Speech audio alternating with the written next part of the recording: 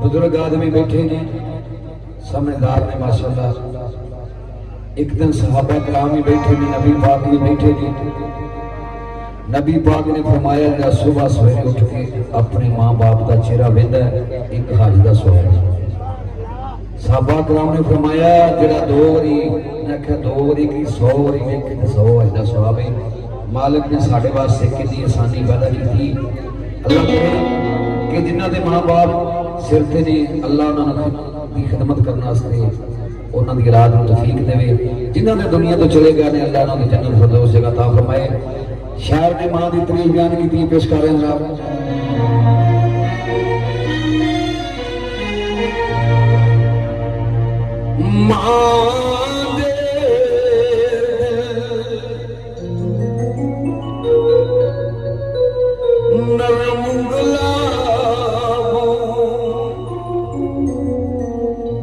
कदे न से जुदाई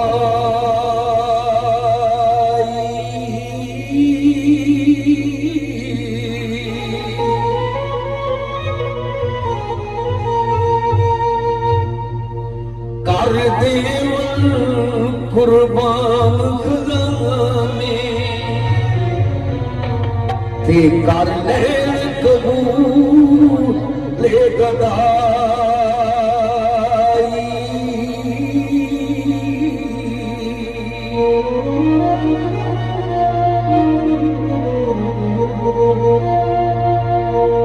पुत्रा दे हर ऐब छुपावन ते कदे ना सुने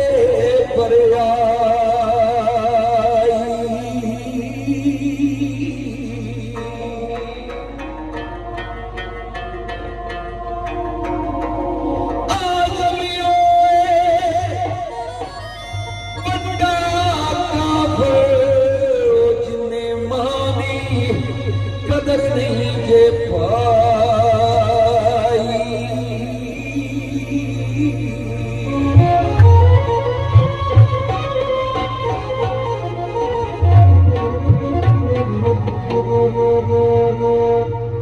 मां जन्नत दी छां मैं सदके वे, मां जन्नत दी छां हर कोई जानदा है।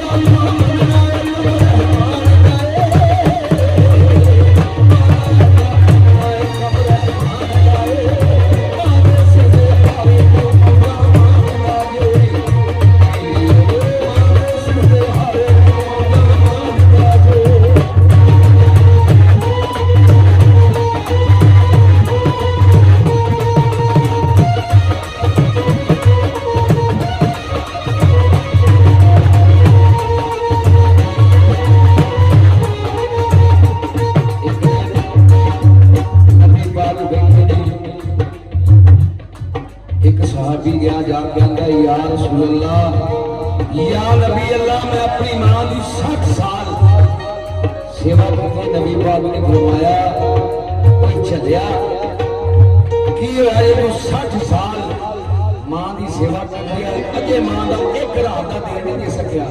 अल्लाह के नबी की फरमाते